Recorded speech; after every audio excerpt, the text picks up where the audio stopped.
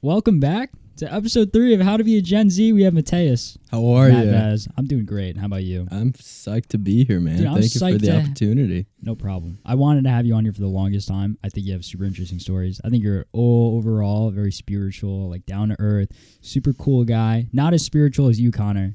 Connor's this kid in my class who believes the earth is flat and chakras and shit, and the whole government's filled with fucking...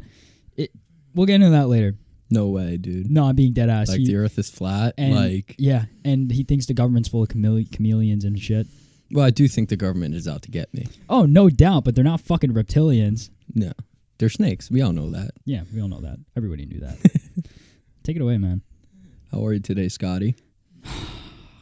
Little, today could have been better, but, we make do with what we got. So. For sure. Dude, funniest story. I was in Jersey today. Uh-huh. I was picking up this guitar. That's a great guitar. No, it's a fucking fantastic guitar. Is cursing okay? Yeah. Okay, cool.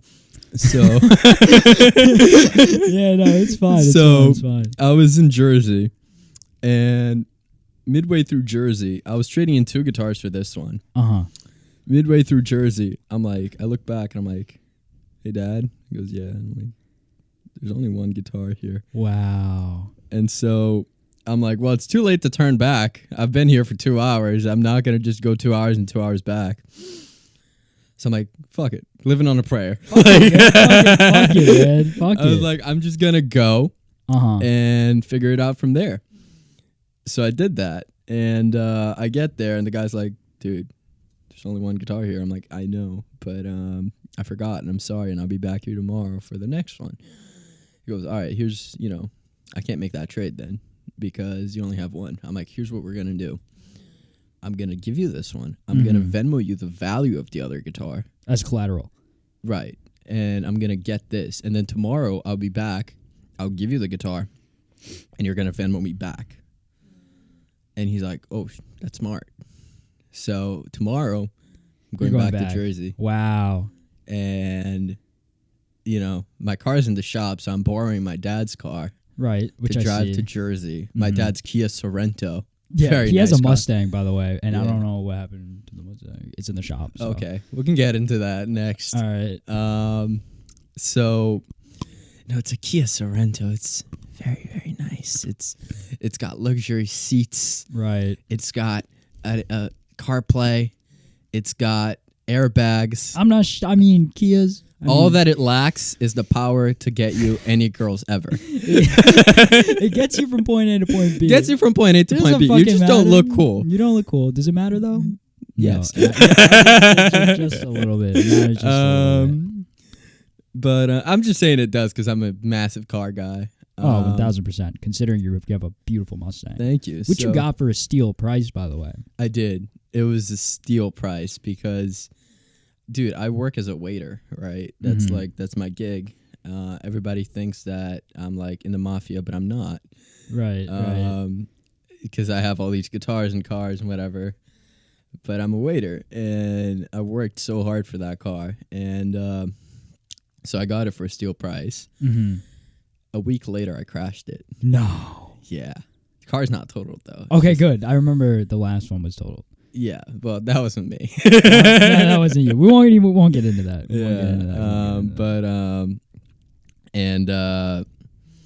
And so I crashed it. What happened was I was driving down 495, and somebody just stopped. Just stopped. Just full on. Bro, some people just shouldn't drive. Yeah. No, it was like a really old lady. Okay. Doesn't excuse for it, though, because you shouldn't be driving. Of course, no doubt. And somebody just fully stopped, and I'm like, I just looked down. I'm like, here we go. You just knew. I just knew because I was like, I'm going 80. No, I wasn't going 80. I'm just playing, but and so I was not going too fast, but I knew because it wasn't too fast. It wasn't too far away. I mean, and it was a 3-car crash. Oh, shit. There was the lady that switched lanes that fully stopped. She didn't crash. She got to fully stop and just run away. What an asshole. Yeah, and then the car behind her stopped, so the car behind them crashed, and I crashed behind that car. Wow. It gets worse, Scotty. So I'm just sitting there for a minute. I'm like, I got this car a week ago. It's a V8 Mustang with all possible mods, except for a turbo or a supercharger. Yeah, you don't need it. You got a V8 naturally aspirated. You don't fucking need it. And I'm sitting there, and the first thing that I think about is like, what are my girlfriend's parents gonna think of me? Oh man, again. Yeah, what do you mean? But the fucking first car? No, but that was like over a year ago. We weren't dating then. Oh, that's right. That's right. And I'm like, what are they gonna think, bro? Because I just got this car a week ago, and everybody like, it's a car that looks like a ticket. It is a ticket. Basically. So like, they're gonna be like, oh, this dude was 100% doing some stupid shit. You're good. And but turns out that everything's great about that. And it's in the shop. I bought some really sick parts for it. So what I'm doing is like, whenever life throws shit at me, I try to look at it as an opportunity, because healthy behavior. Healthy behavior, man. Healthy behavior is everything. That's the whole outlook on life. I'm just shitting. Nobody does that. Yeah. I look at it and I want to fucking cry. But and so I got some sick parts for it, and then I'm sitting in the parking lot last night with my friend, and it was actually Ryan. Okay. Who was mentioned once before on this podcast. Oh, okay. He said he wants to convert to Christianity. He doesn't Ryan? He doesn't want to be Jewish anymore. Oh. He wants to drop the last name and everything. Oh, well, that's for different reasons. Yeah, it's for yeah. We won't get into that. But so essentially, Ryan leaves. He goes to work, and I get a call from Geico. Oh. I crashed a car 2 months ago. I see. The lady's suing me. What? But didn't she run away? No, the lady that crashed in front of me. Oh. And you know what the ironic part is? What? I sat with her for like 25 minutes, just talking. She was a very complicated person. She was like, how am I going to get to work now? No doubt. I'm like, no doubt. I just crashed my brand new car. Well, it was used, but brand new you to just me. bought it. Yeah. And she's like, how am I going to get to work? And I'm like, dude. And look at yourself. You're 18. So I am 18. Obviously, you're in a worse position than she is. You don't have as stable a job as she does, I'm guessing. By the way, for everyone who is wondering, yes, Mateus is 18. I know. There's the second guest on my show who looks like they're 35. Yes, I'm in college. I'm a freshman in college. Yes, he's 18. I went to high school with him. I graduated. I mean, he graduated last year. I sure hope I didn't, whatever. I miss high school. Yeah. But anyway, she's suing me. Probably nothing's going to come out of it, but I sure hope not. Live, laugh, love. Am I right, boys? Yeah, live, laugh, love. That's a beautiful guitar, though. Dude, it is. And you know what? It was totally worth the drive. Was it? It was totally worth the drive. I would fucking drive for that guitar. Oh, yeah. Gibson Les Paul. And you know what's so funny, man? Because I always rode motorcycles, and I'm really into cars and all that shit. And all the time, shit shows up in Jersey or Massachusetts. And one thing I really thank my parents for this. They've always been cool with just going with me when I couldn't drive. Or really? Like, bro, my last bike, not my last one, but the one before that one, it was in Rhode Island. And they went to Rhode Island. And we went to Rhode Island. My dad rides.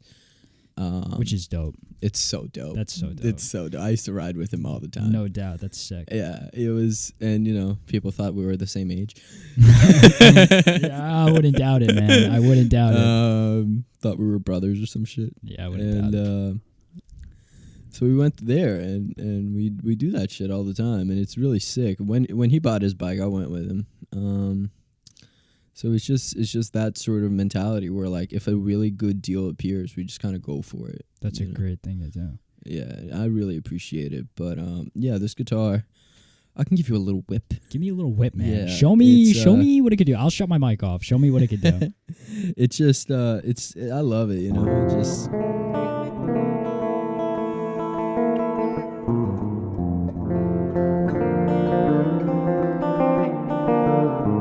I'm like massive guitar faces type of guy. I know, man. I know. Yeah, it's.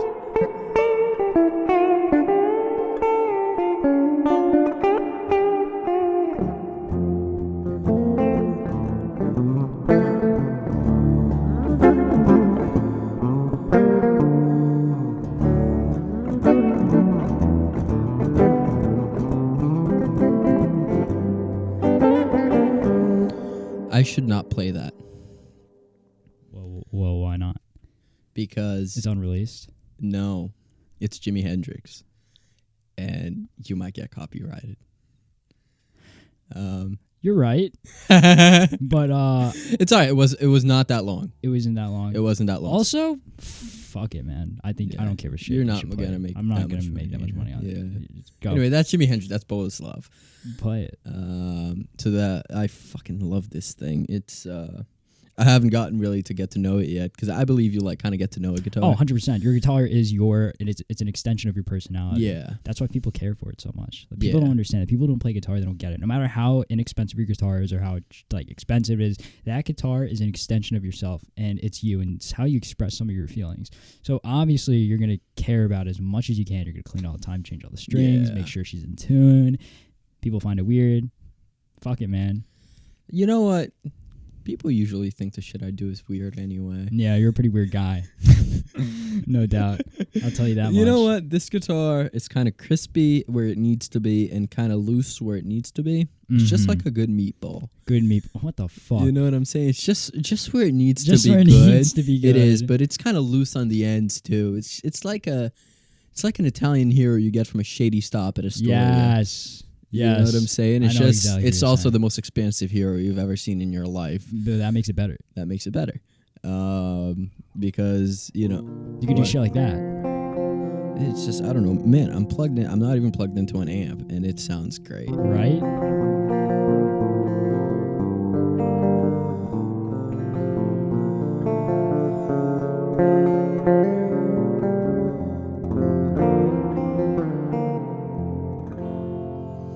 Want to hear one of my songs? Oh, for everybody who doesn't know, Mateus makes music. Yes, he does. Mateus makes music. And it's great. Mac DeMarco vibes. I guess. I try to be a little more than that. No doubt, of course, but the same vibes, the way it makes me feel is good. Thank you. No problem. Take it away, bro. So, I haven't really played this song for anybody yet. Because I've played the other ones I've played for you backstage, quote unquote. I've played them in the past for other people or gigs or whatever. This one came out yesterday. Like, came out of my soul yesterday. Is it okay if you play it? Yeah. Let's hear it. The thrill of us is one of those, no, you hang up first. Just because I like to call you on my home phone, but when can I call you my home?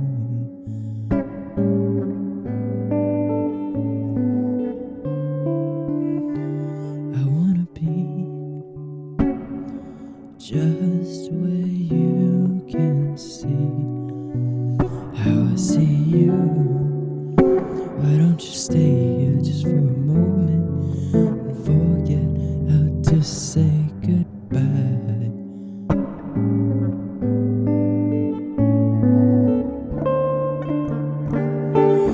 Baby, tell me, why aren't we ours? Something wrong with my phone. No one to go home. No sun to shine. Everything is the same.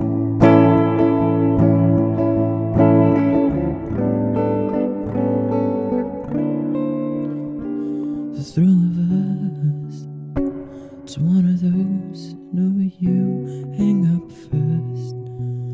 Just because I like to call you on my home phone.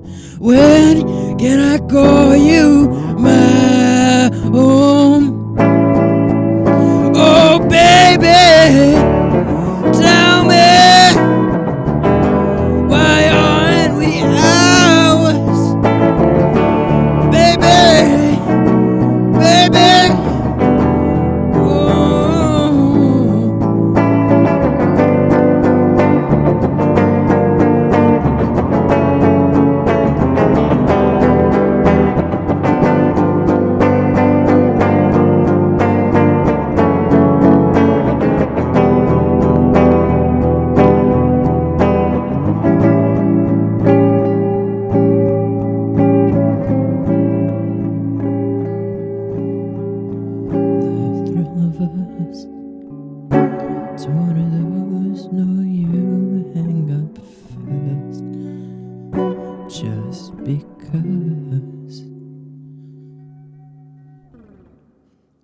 That's the song.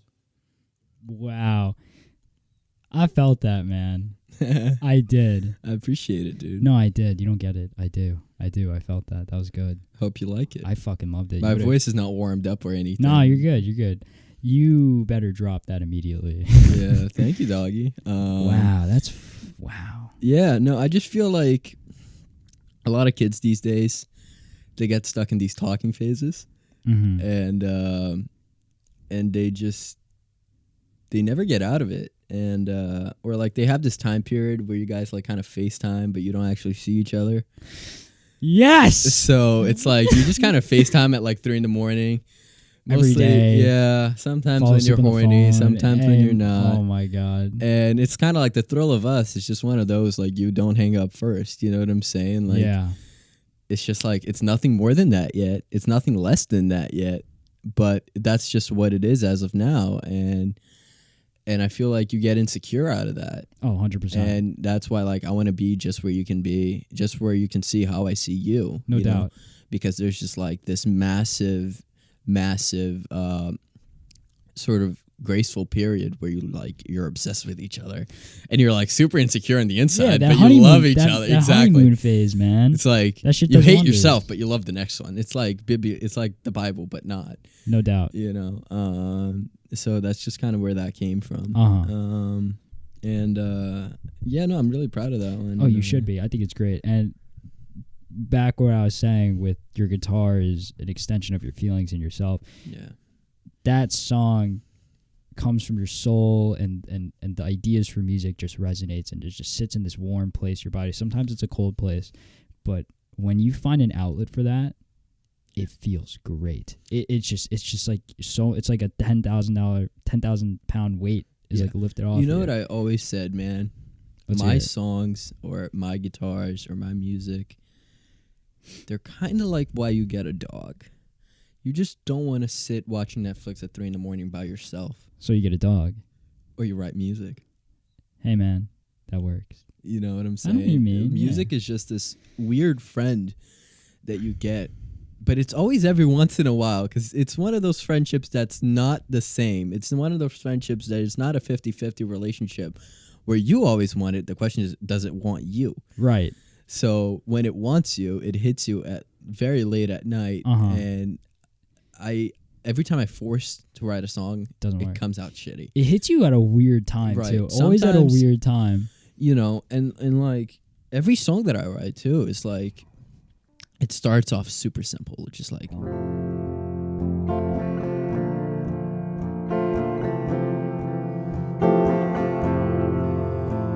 just like kind of pop progressions, you know, or like actually the one that I just played, it's super, like, it's jazz inspired sort of thing, like, you know, that sort of common tone. Do you want me to take off the reverb? No, I love the reverb. You do? I love the reverb. This board that I bought has like so many different types of plugins for guitars, but it has everything but distortion. Really? So you can't shred. But you can do reverb. I can still like... Oh, no doubt. You know, like that sort of thing, or, you know...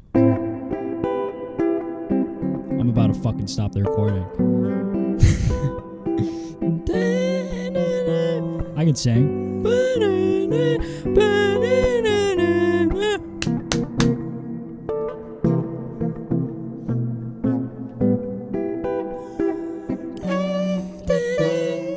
Bum, bum. Wow.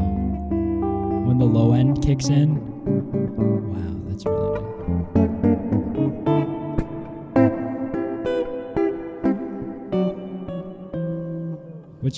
I have you on my calendar here. If everybody's wondering, I have a calendar of all my guests for December and January. So your full name is Mateus, which is weird because a lot of people just like, you know, they just call themselves Matt or Mateus. But as in like people who have an ethnic name, sure, like Mateus, right? Or wow, I never thought of myself like that. No, it's definitely not normal. It's from where you're from, which is Brazil. So it's a Brazilian name. So people who typically have an ethnic name like that, especially growing up in America and American schools, they always change it to like just Matt. Oh, don't worry about my full name, Mateus. It's just Matt. It's Matt. I don't want to be like, I don't want to be weird and have like Mateus, but you totally rock it, man. I appreciate it. No, you totally rock it.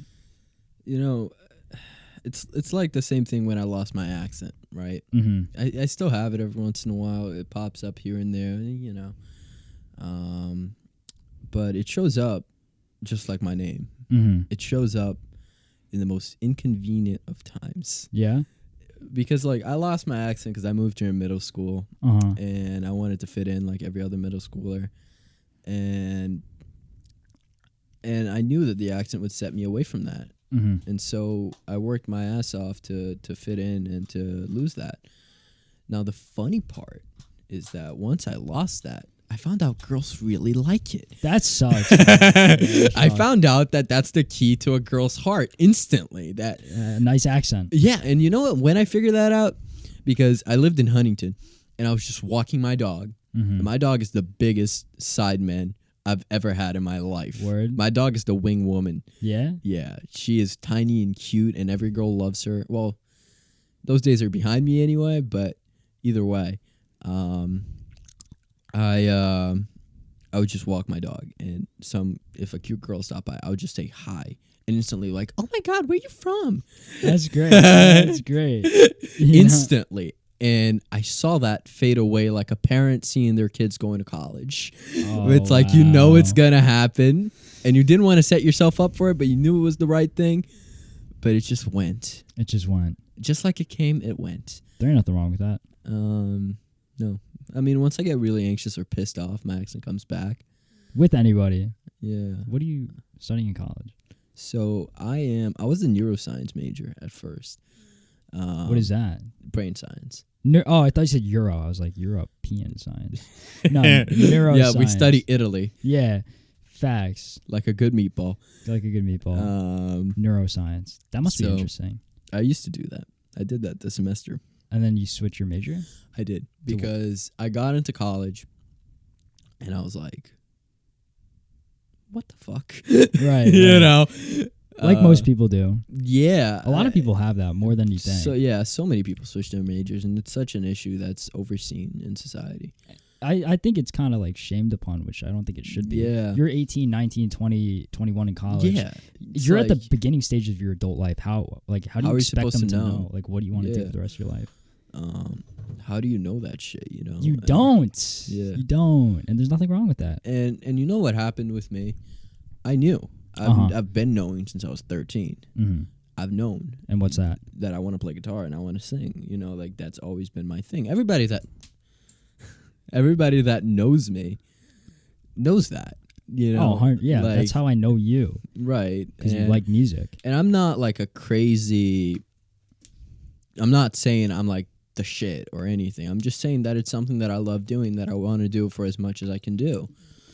And I'm not saying, I think this is, but I'm trying to say, this is the only instrument that I'm somewhat acceptable at playing. And that's what I want to do, because I can't play drums. So drums are hard. Yeah. So I knew that. I knew I wanted to do that. And but what happens is that with my immigrant status, I can't just go ahead and do it. Wait, you can't change your major because you're immigrant? No. So I can, but my point is that first off, if I don't go to college, it gets really hard to get a visa. Wait, how does that? Wow, that sucks. Yeah. What? You gotta like amount to something sort of. In order to earn your visa? Basically. Don't you think that's a little skewed? No, totally. But what am I going to do? Has that affected your parents at all? Yeah, because they didn't want to open a business. They hate owning a restaurant. My parents own a restaurant. They hate it. Mm-hmm. But that's the only way they could find to get a visa. So in order to stay in this country, you kind of have to sort of amount yourself to something like owning a business or getting a college degree. Becoming a doctor. That's why I did neuroscience, because I was like, dude, if I like this, I'm set. Hated it.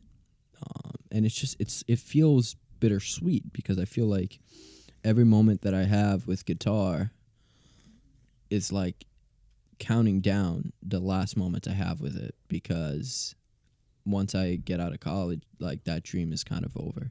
What do you mean? Because I'm getting a student visa. Once I graduate, I need to work to get a visa, and you know what I'm saying? That it just kind of drops. And the down. Time, yeah, you don't have enough time. Wow. I don't mean to get all depressing on this. It's just no, in the best way possible, please do. This is very informative. So yeah, I can't just be a music major, because if you're a music major, you get 1 year. If you're anything but STEM, you get 1 year after college to get a job. If you don't get it, you're deported. What? Yeah. Pause. And by the way, it gets worse. If you don't get a job, you get deported. But if you do get a job, the company or school or whatever that hired you has to file a visa for you, and then you get a 30% chance of getting it. Only a 30% chance? Yes, and it has to be 1 year. Bro, but what? Applying for that visa for the school or job or whatever is so expensive that unless you're like Eddie Van Halen, they might as well just hire somebody that's from here and save themselves the trouble. Dude, that's totally built against you. Yeah. And your family. Oh, yeah. But, you know. America. Red, white, and blue, balls to the wall, Star Spangled Banner. Fuck everybody else. How does it go? America. Land of the free, except only you're born here. Land of the free, home of the brave. Something like that. Something like that. America. I feel bad for butchering it. It's okay, man. They butchered your story in life, so it's fuck that. Yeah, but I'm still pursuing it as much as I can. I'm still doing my thing. And you're totally right for that. I'll never give up. I can't. That's the only thing. What somebody once said. I don't remember who. Maybe one of my friends or ex-girlfriends or something. They always said that it's beautiful how everything in my life always comes and goes, like my friendships and everything else. Mm-hmm. But guitar stays. It's the only thing that in my life that I can think of in the last 4 years that stayed. I moved 3 times. From where to where? Brazil, Huntington, Syosset. Brazil, Huntington, now Syosset. Kind of to college. And I've done all these things, but guitar is the only thing that's stuck through. And how is your transition from coming from Brazil to America as a family and going through the legal things? I didn't see my dad for 2 years. What? Yeah. Why? He was stuck here. I was stuck there, basically. I didn't see him, and I basically just... The visas wouldn't allow, because he had a tourist. See, that's my accent, because I'm talking about this shit. Mm-hmm. He had a tourist visa, which allows you to be here for 6 months. And I didn't get a visa yet. And if he came back, those 6 months would kind of... Scott, I was 12. I don't really know. I just know I didn't see him for a while. And we tried for the visa 3 times. We didn't get it the first 2 times. So your dad was stuck in a completely different country and you couldn't see him, and they disapproved your visa, even though knowing, once again, you are a child, you are 12 years old, and you need to see your father. Yeah. But they just didn't let you see your father. Well, I don't remember why or how, but I just remember I didn't see him for like 1.5 years. And we were broke because the process of applying for a visa is super expensive. I don't doubt it. Yeah. So we were... And mind you, I was rich in Brazil. Like, my brother had, like, all these Gibsons. Gibsons are these guitars. They were worth $2,000 at least. My brother had, like, 5 of them. And he's holding one right now. Yeah. That beautiful baby. Yeah, so that happened. And just shit happens, And I got through it. And I look back, and I'm like, damn, like, people are, like... having a lot worse than me when it comes to moving to this country. That's okay. Because I got through it. You know what I'm saying? You did, yeah. Something happened. I don't know how, but it just worked out.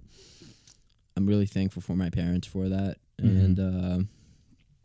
And it worked out. But it was super hard. And my brother was also moving because he actually just went straight to college. Mm-hmm. The stars aligned. And he never got through, like, not seeing my dad. He never... had an issue with anything. He just graduated high school in Brazil, got a student visa here, and just moved. So he was like super.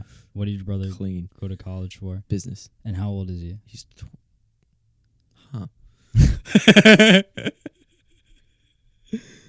He's 26. 26. So you're not close with your brother? You don't know his fucking age. So I'm guessing. Something tells me. No, we're just like, like when you're the age difference is too large. You know, he's 8 years older than me, and he's just a completely different person. Since he's 8 years older, we never really got to connect, and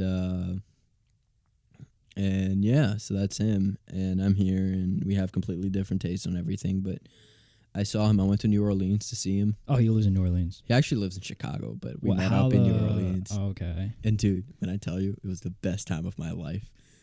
Dude, it's just flying people everywhere. Yeah. And, you know, it's just so great in there. Like, I look back and I'm like, I should have applied to Tulane. Should have gone to Tulane. Why? Because all the people there? Just, it's a good school. And the music there is the better. music scene there is amazing, dude. It's the center of jazz. Yeah, no, I used to just sit there at restaurants, and there was just these dudes, and they were playing shit that I like to play, but nobody else likes to play, like shit like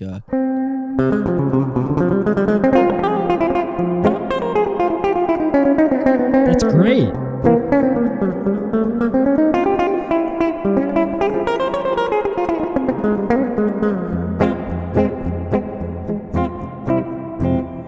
like stuff like that. And then the guy in a super deep voice goes like, and then I went to the market and I bought a fish, and there's a frog and it licked me and now I'm a prince. Oh yeah, dude, that's frog. great. Oh my god, that's fucking. Oh, you have sick tattoos too. Oh yeah, so I'll show it to the camera if I can. I got this boy. Came I saw I conquered. So this one, I got it when I was moving. I was 13 when I got this tattoo. Don't tell my parents. I want to see. Actually, they know. And I was 13, and I'm like, Julius Caesar said this. I don't know shit about Julius Caesar, but I know that man was spitting when he said this shit. No doubt.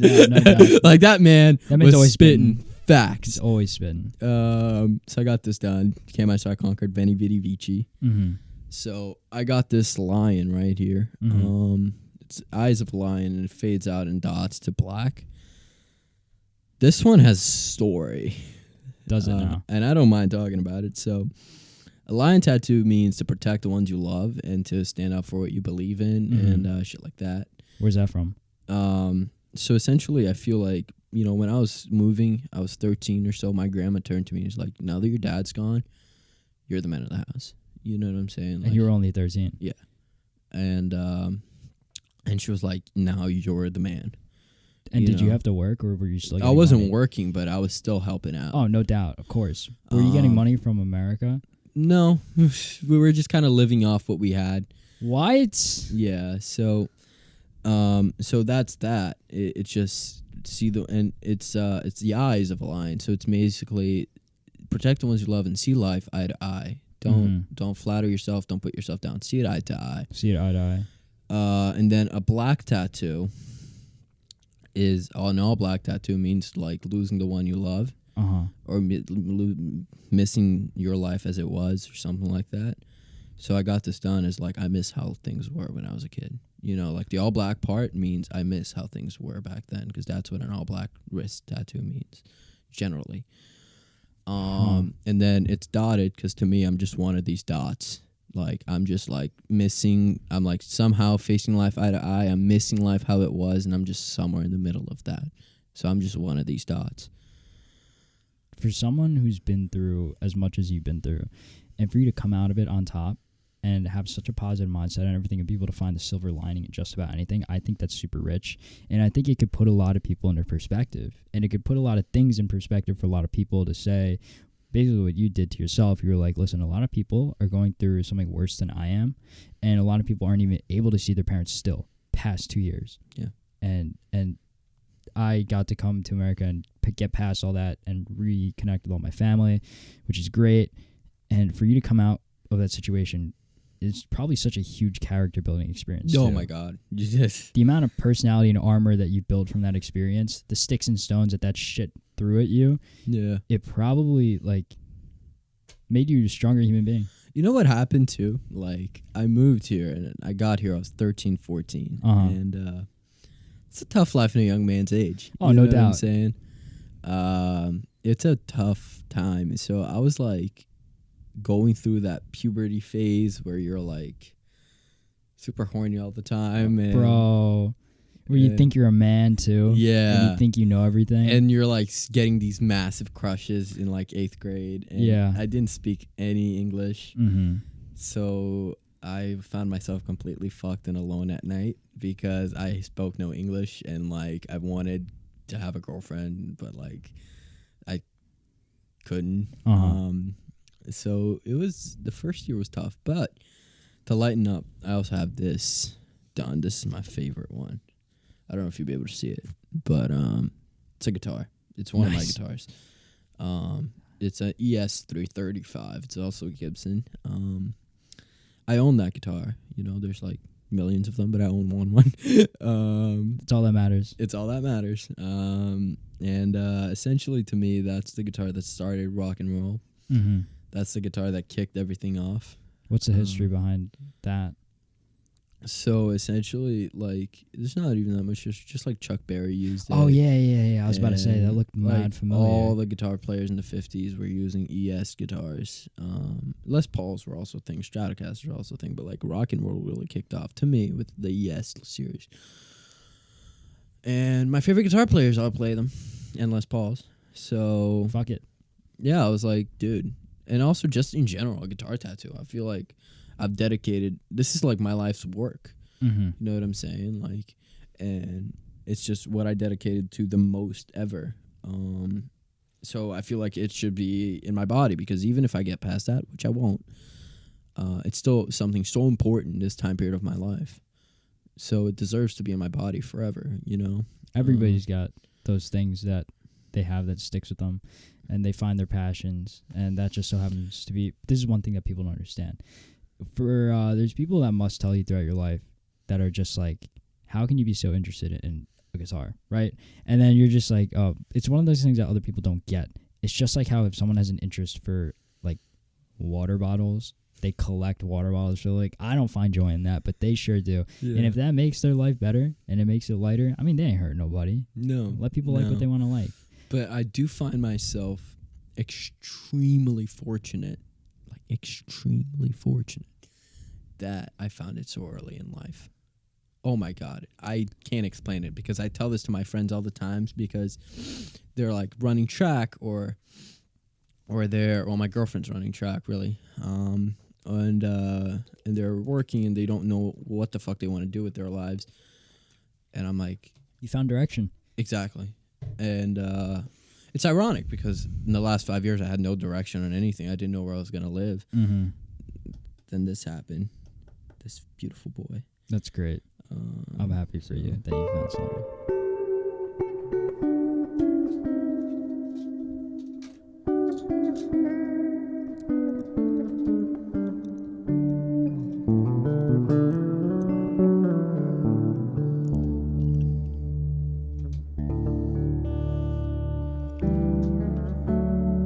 How does it go?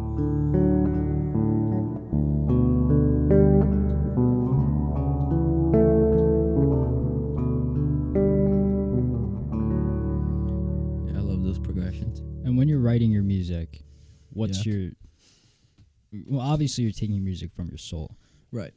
I mean, I guess. I don't know. Yeah, it just kind of comes out. But do your experiences that you face throughout your life, does it translate into your music? Well, here's what happened to me, Scott. It's one thing to come here and go like this. Like, you can play as you talk.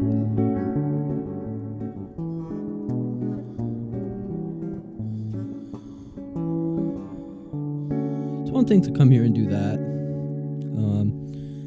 or like a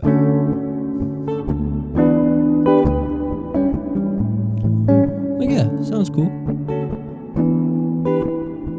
It's another thing to come here and go, sitting here on Scotty's podcast, don't know what I'll have to eat.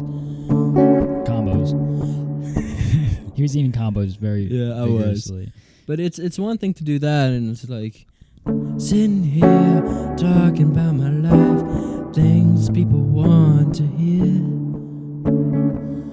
things that happened to me long ago. You know who does that really well? Mac Miller. Mac Miller. Mac Miller does that incredibly. He can take such a simple thing and build it. Just keep on going about it and make it so deep. And I think it's such a valuable thing that not a lot of people have. Yeah. It's great. It's beautiful what you can do. It's a shame. It's crazy. Oh my God, yeah. That's so tough. It's crazy, but that's kind of my point of like, it's one thing to just kind of jam around. There's nothing wrong with that, but it's another to come out here and there's a level of there's a level of secrecy that has to be broken. There's a level of exposure that has to be shown to yourself that you don't realize that you have for this to work. You have to expose yourself to yourself. Show the wounds and show the blisters and get what you... And that takes so much courage. Accent. Yeah, I know, and strength. Yeah, and so I feel like that's where songs come from. They come from that level of courage that you've exposed, and that just kind of turns back to you and goes like, oh, thanks. And in order to... This is like something I say to a lot of people when they're going through like something. In order to move forwards, you have to look back and reflect, because that's the only way you can grow, to reflect on your past experiences. But once you sit in the past and dwell, that's when it becomes dangerous. When you're in the process of tearing open your blisters and wounds and seeing the true colors of yourself so you can improve and make improvements on your character and be a better person all around, that it gets dangerous when you get stuck in the past and you're just like stuck and you're just dwelling in the past, and that's what's preventing you from moving forwards. And I think a lot more people, it's just sad to see, you know. I have a song that talks about that. Do you play it? Why don't you? I kind of showed it to you in the past. It was like this.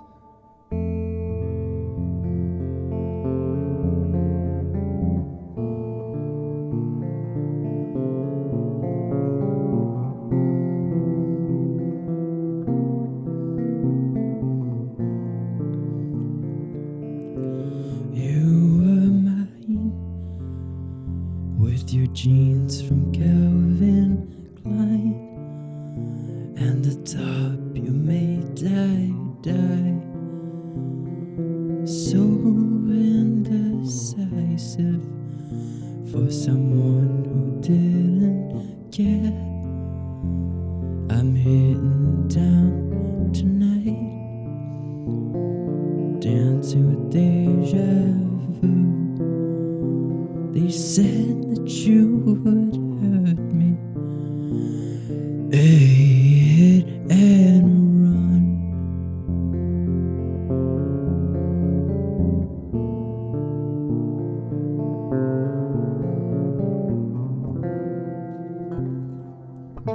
Big fell.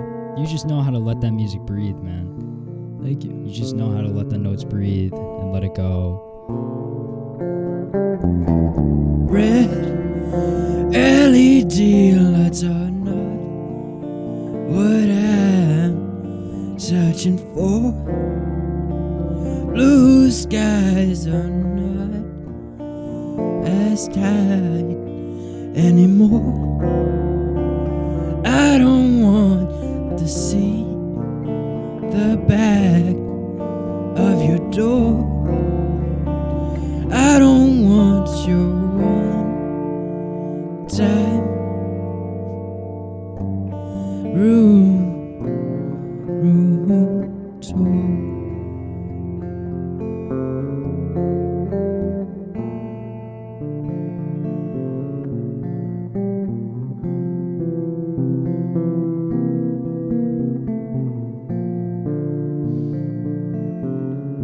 You were mine with your jeans from Calvin Klein.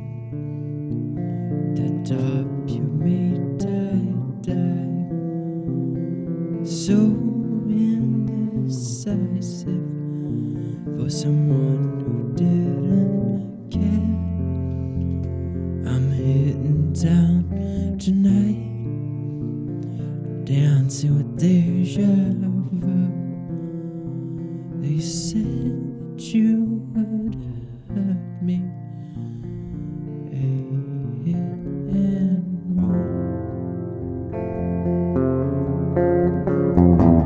Red LED lights are not what searching for. Blue skies are not as cool anymore. I don't want to see the back of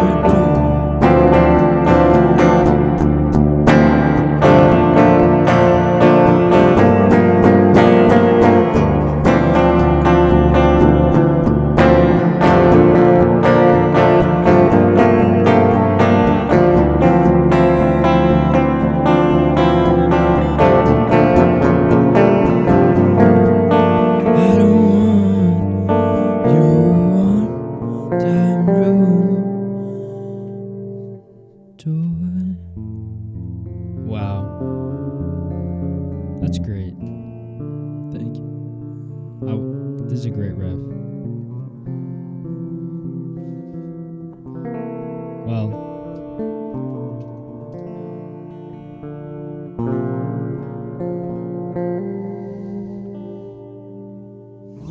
that's the song. that's great. I love that. Thank And you. You just come up with that shit. Yeah. That's what confuses me. If you listen to like every song in the world, or specifically classic rock, if you listen to classic rock, and when I find myself like asking myself questions when I'm listening to that music, I'm thinking to myself, how do these people come up with these songs and these guitar Well, riffs? most of the case, a lot of drugs. Oh, no doubt, bro. Look at Jimi Hendrix. Man was on LSD for God knows how many of his albums. Yeah, For sure, man. that's great. Thank you. I love it. Yeah. Those are my songs. I'm recording them as I go. I have so many. I have also like instrumental stuff like that I really dig. Just like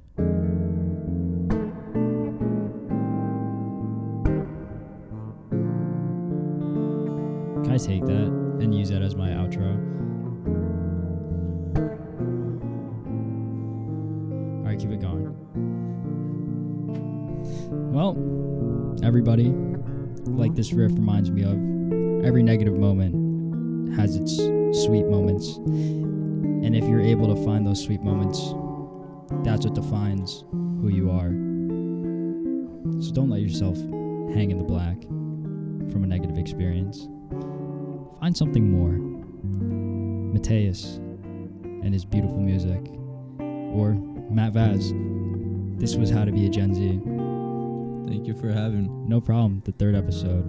I hope everybody can take away something about writing music and Mateus' experiences with immigration. Blackwater, hit me up with a sponsorship. Liquid Death, hit me up with a fucking sponsorship. I emailed Blackwater, I did.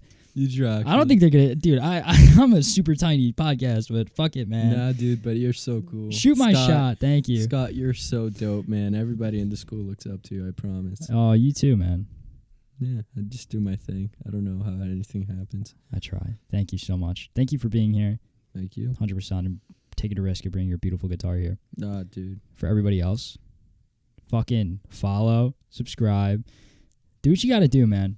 That's it. Do what you like the video. You don't understand how much that helps. When you like the video and comment, that helps so much. Please do your part. And Jackson, you told me, and Jonathan too, you told me to get pop filters because the old podcast, you hear the pop pop. No one liked that. I got it. So eat shit. Yeah. That's it, everybody. Hope you had a great time listening.